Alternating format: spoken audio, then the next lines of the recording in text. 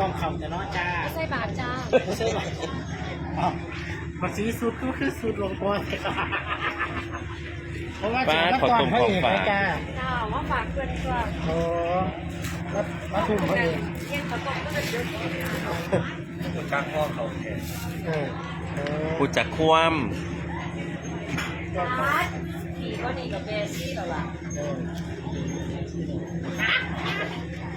แก้ไขแก้แรงมาก ทีมเส้นหน้าพี่ไม่มีเลยครับต้องไง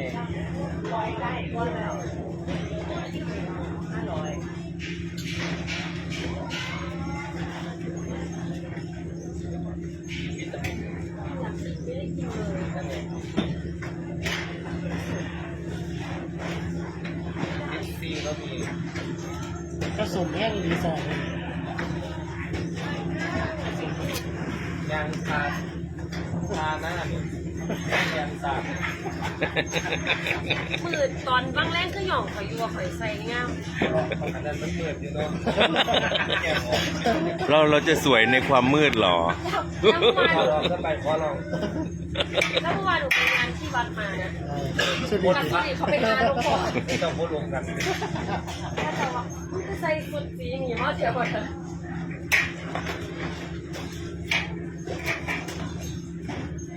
อันนี้ก็จะเป็นงาน เลนแดนเซอร์ไม่ไป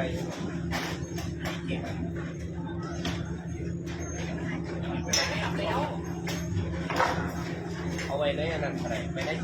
ตัดอาจเป็นเส้นสัญญาเรื่องนามเองโทรหาเป็นปัญญาเดี๋ยวรายละเอียด เรืออำนาจ มกราคมซ้อวางเปล่าไปได้ไหม ปีหน้ามันจะไปรับงานแล้ว จะไปรับงานวงนี้ก่อนจะไปแต่กับวงใหญ่ก็ลองดูจะไปรับงานวง ปี นี้ หน้ามีแผนที่จะทำหลายอย่างมาก เฮ็ดให้ได้รุ่นอีกแล้ว นะรุ่นปีหน้าว่าเห็นยัง เดี๋ยวสอบถึงวันรับงานเลย ต่อสิมานางเฝ้าหานผ้าได้นี่ฉันว่า ถ้าไม่ใช่เสียตัวนี้ย้ายมานั่งต่อเห็น ก็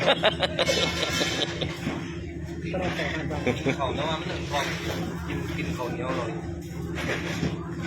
เขาไปน้ำมัน เอา จะได้พอไปรอบเดือน ข่าวได้ รถจ่า โอ้ย ยึดรถจ่าเลยคือแต่ว่าตี บนยอมแพ้คือกันค่ะ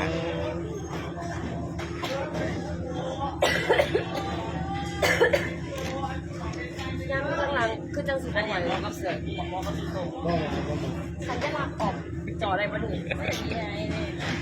ใส่เข้าไปมันต้องเหมาะกับสีส้มกัดต้นเดียวกันเลยแบบ ส้มชมพู เนี่ยพอดีโอเคเข้าแก๊ปมากเลย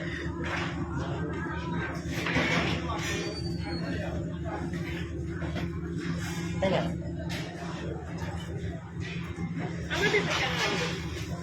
เสียสั่งก็ค่ะร้านเนี่ย จ้องเอานี่ป้าซื้อรถไถคันนึงไปเสียบเอาเสียบใส่คันใดครับ ยังหาเสียบเอาบอก เอาป้าซื้อไปให้ นี่ แล้ว ผู้ใดผู้โตเมื่อบ้านจังใดผู้เป็นเมาเรามีบอยุใส่บุถ้าใส่เป็นสินน้ำเงาจะของด้วย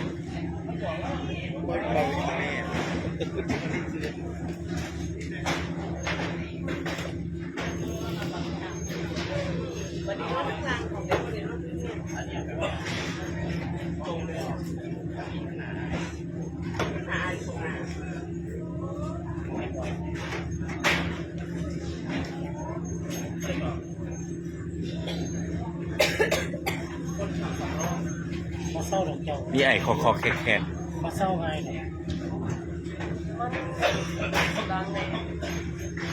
เอา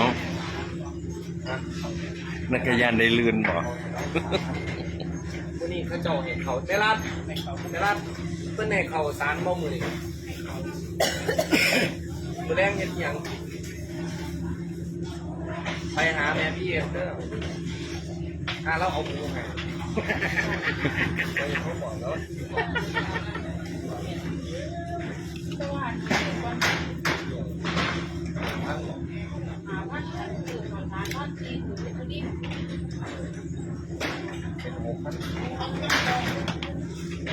พ่อหมดแหละ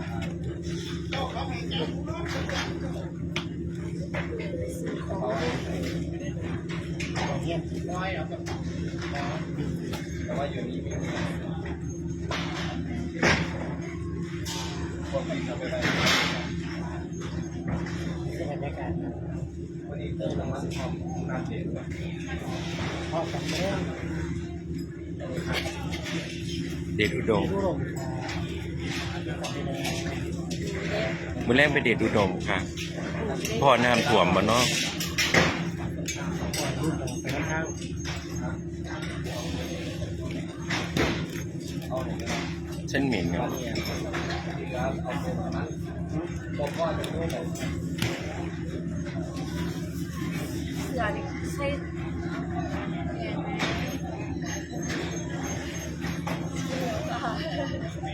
ไข่ไข่เบิดได้ผลที่คืออันนั้นก็เบิดไม่เอา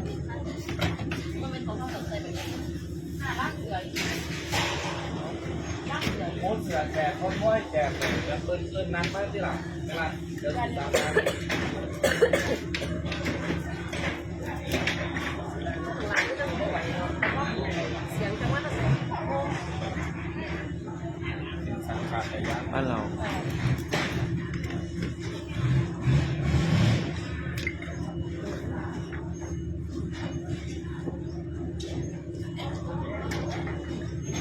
ไม่แน่นะมาบีบมือฉันเห็นเจ้าแน่มือเลยว่าถึงเล็บเขาก็มาบีบบองแบบเลยก็ตั้งใจยังมาบีบ มันคันแขว เอาว่าเสียวเวลาให้เราโฟกัสแอนเจอดูได้ว่าทำไทยเสียวผิดไปอะไรเกียบสุดเลยเด็ด ระวัง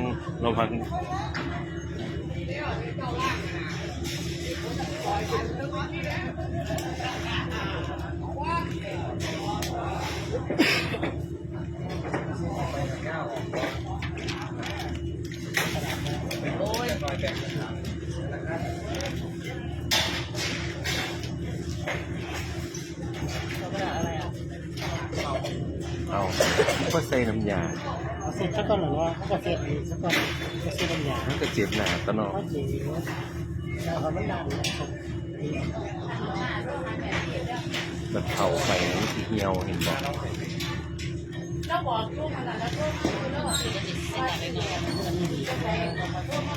เขาเตียงเขาแบบก่อนก็เพราะเป็นขึ้นเป็นขี่ได้หน่อยเนาะจะทำเส้นผ่านนิดหน่อย เส้นอะไรได้เลยสายของสายเป็นน้องคนก็เปิด